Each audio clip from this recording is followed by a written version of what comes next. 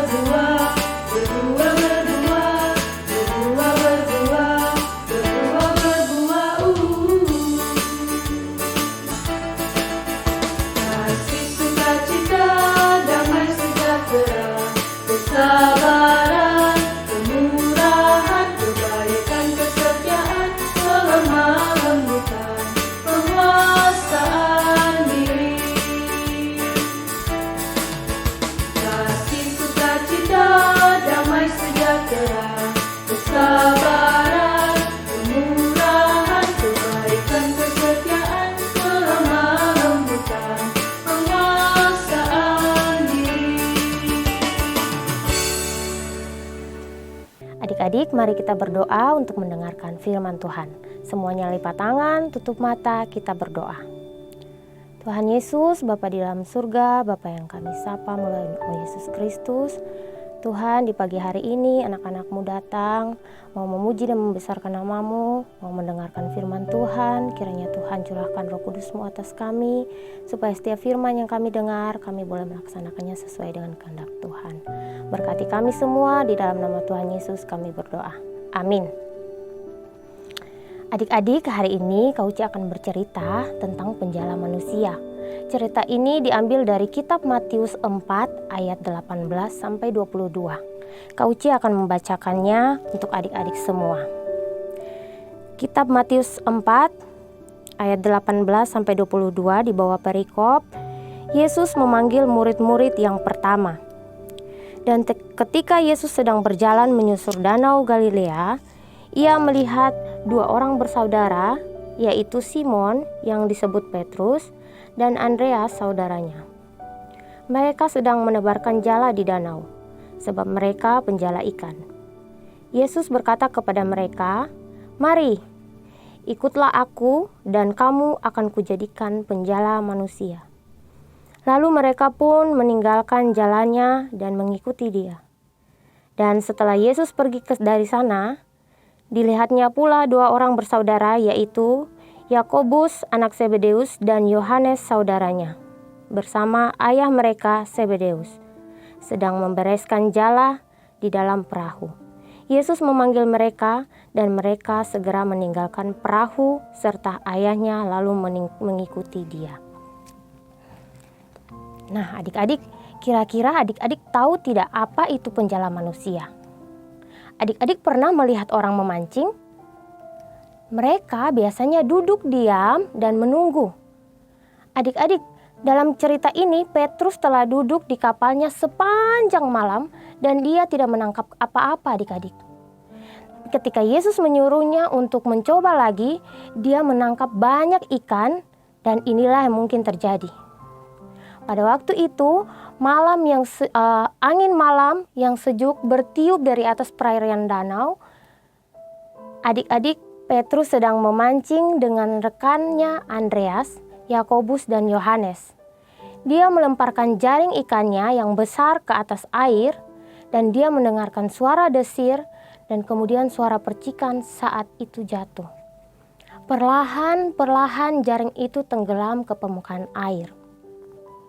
Petrus memeriksa posisi bulan dan bintang untuk mengetahui waktu. Sebentar lagi matahari akan terbit. Adik-adik, dia tetap saja belum menangkap seekor ikan pun. Sedangkan Yakobus, Yohanes di perahu mereka sendiri, mereka juga tidak menangkap apa-apa adik-adik. Adik-adik, beberapa menit kemudian Petrus mulai menarik jalannya. Dia berharap bisa melihat secercah ikan di bawah sinar bulan. Dan apa yang terjadi adik-adik? Tidak ada apa-apa di jaring itu. Dia menumpuk jaring yang menetes ke bagian belakang perahu dan langit pun berubah warna. Petrus meletakkan jaringnya dan mulai membersihkannya dan mereka kembali ke tepi danau. Di tepi danau, Yesus berdiri di tepi danau dan dikelilingi oleh kerumunan orang. Adik-adik, Yesus memberitahu mereka betapa Yesus sangat mencintai mereka. Orang-orang itu sangat ingin mendengarkan Yesus adik-adik. Mereka berdesakan begitu dekat dengan Yesus sehingga Yesus melangkah ke perahu Petrus dan terus berbicara dengan orang-orang di situ. Petrus tidak ragu lagi, dengan senang hati dia mau berbagi perahunya dengan Yesus. Adik-adik, setelah Yesus berbicara kepada orang-orang, dia berkata kepada Petrus, "Keluarkanlah perahumu ke dalam air yang dalam dan turunkanlah jalamu di situ."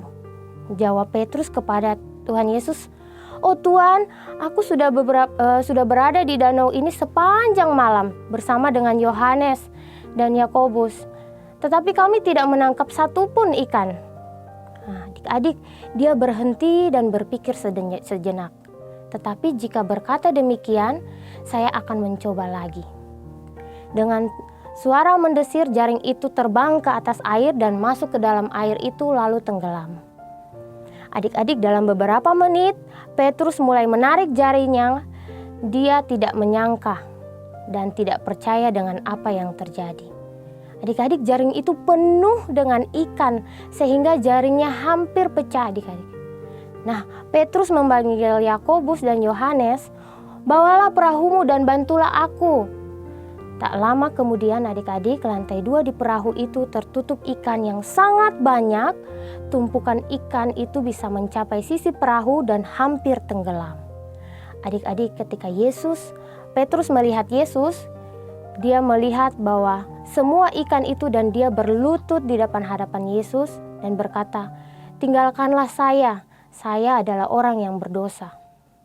Tetapi Yesus berkata, adik-adik, "Jangan takut.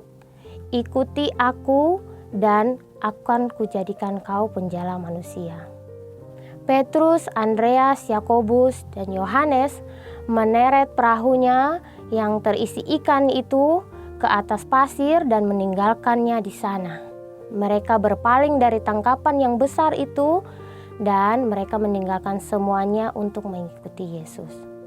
Nah, adik-adik, sikap apa yang kita dapat pelajari dari cerita ini? Adik-adik, milikilah iman yang besar kepada Yesus dan tetap percaya kepada Dia dengan segenap hati kita. Adik-adik, mari kita menjalin relasi yang erat dengannya dan tekun belajar daripadanya, setia mengikuti Dia dan mengabdikan diri kita secara total kepadanya. Nah, adik-adik, bukalah hati, perkenankanlah Dia berkarya di dalam diri kita agar kita menunjukkan sikap hati yang benar dalam mengikuti Dia. Adik-adik, ayat hafalan kita terambil dari kitab Matius 4 ayat 19. Kak Uci akan membacakan untuk kita semua. Matius 4 ayat 19. Yesus berkata kepada mereka, "Mari ikutlah aku dan kamu akan kujadikan penjala manusia."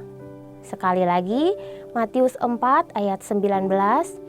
Yesus berkata kepada mereka, "Mari ikutlah aku dan kamu akan kujadikan penjala manusia." Adik-adik, kita akan memberikan persembahan. Nah, persembahan bisa diantarkan ke gereja Agape atau bisa ditransfer ke nomor rekening yang tertera di layar. Nah, adik-adik, kita akan menutup ibadah kita di pagi hari ini. Mari kita sama-sama berdoa. Semuanya lipat tangan, tutup mata, mari kita berdoa. Tuhan Yesus, kami bersyukur untuk firman yang sudah kami dengar. Ajar kami untuk selalu memberi diri melayani Tuhan di sepanjang hidup kami. Berkati kami dalam setiap kehidupan kami. Kami anak-anak-Mu, kami menyerahkan seluruh hidup kami untuk melayani Tuhan. Terima kasih Tuhan, hari-hari ke depan, waktu ke depan kami menyerahkan di dalam nama-Mu. Di dalam nama Tuhan Yesus kami berdoa. Amin. Sekian ibadah kita hari ini. Tuhan Yesus memberkati. Selamat hari Minggu.